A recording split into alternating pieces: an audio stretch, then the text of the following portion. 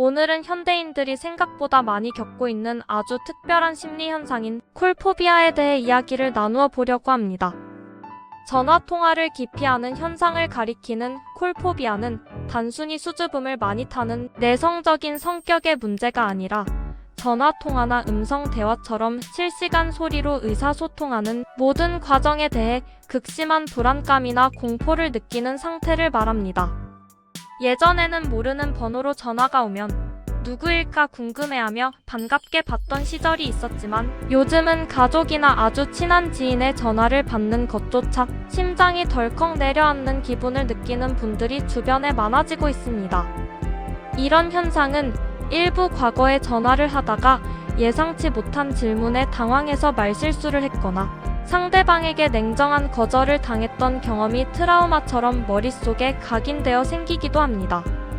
평소 자신의 목소리 톤이 너무 높거나 낮다고 생각하거나 발음이 부정확해서 상대방이 내 말을 제대로 알아듣지 못하고 다시 되물을까봐 걱정하는 마음이 앞설 때도 이런 증상은 심해지게 됩니다. 특히 2000년대 후반부터 스마트폰이 급격히 보급되면서 텍스트 기반의 메신저와 사회관계망 서비스 소통이 일상이 되었고 직접적인 실시간 음성통화는 점점 낯설고 어렵게 느껴지게 된 점이 가장 큰 배경입니다. 상대방의 얼굴을 직접 마주보고 대화할 때는 눈빛이나 손짓, 그리고 미세한 표정 변화를 통해 상대의 기분을 즉각 파악할 수 있지만 전화는 오직 청각에만 의존해야 하기에 상대의 침묵이나 미세한 숨소리조차 부정적으로 해석하게 되어 심리적 압박감이 배가 되는 것입니다. 전화벨 소리가 울리자마자 소스라치게 놀라거나 진동 소리만 들려도 가슴이 두근거리고 손바닥에 식은땀이 나며 통화 버튼을 누르기 전까지 메모지에 할 말을 써서 연습해야 겨우 입이 떨어진다면 이미 콜포비아 증상이 깊어진 상태라고 진단할 수 있습니다.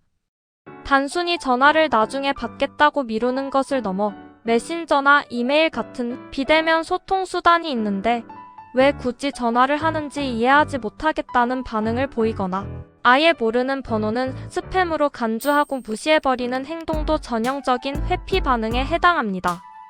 이런 현상은 단순히 젊은 세대만의 전유물이 아니라 전 연령대로 확산되고 있다는 분석이 지배적이며 사회적 소통 구조 자체가 근본적으로 변하고 있음을 시사합니다.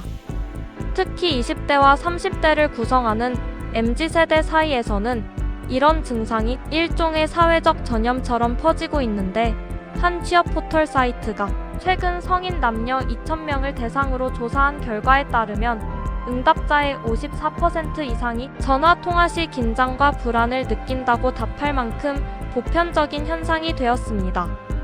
기업 현장에서도 이런 변화는 뚜렷하게 나타나고 있는데 신입 사원들이 업무상 외부 업체에 전화를 거는 것을 극도로 두려워하여 모든 업무를 메신저나 사내 메일로만 처리하다가 긴급한 사안을 놓치는 사례도 있었습니다. 이런 증상이 지속되면 직장 내에서는 소통이 단절되어 업무 효율이 급격히 떨어지고 동료들과의 유대감이 약해지면서 스스로를 거대한 벽 속에 가두는 심각한 사회적 고립 상태로 이어질 수 있습니다.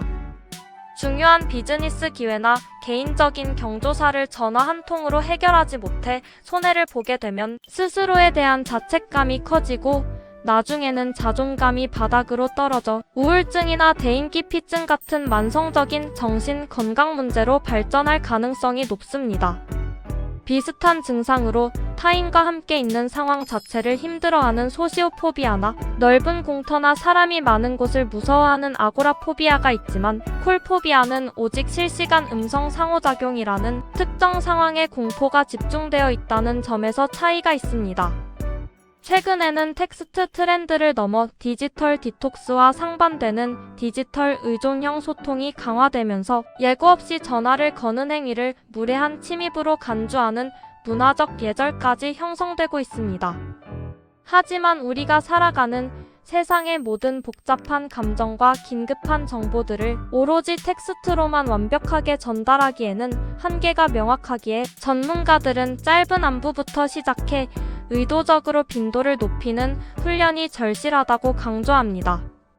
가장 마음이 편안한 대상인 지인이나 오랜 친구에게 먼저 전화를 걸어 안부를 묻거나 짧은 질문을 던지고 1분 이내로 통화를 마무리하는 연습을 매일 규칙적으로 해보는 것이 두려움의 벽을 허무는데 큰 도움을 줍니다. 만약 일상생활이 불가능할 정도로 전화벨 소리에 경기를 일으키거나 공황 발작 증세까지 보인다면 개인의 의지 문제로 치부할 단계가 아니므로 전문 심리 상담사나 정신건강의학과를 방문해 체계적인 치료를 받는 것이 좋습니다. 대형 카드사나 은행 같은 금융권에서도 고객들의 이런 심리를 반영하여 전화 상담원 연결보다는 AI 챗봇이나 보이는 ARS 서비스를 80% 이상 확충하며 소통의 창구를 다각화하고 있습니다.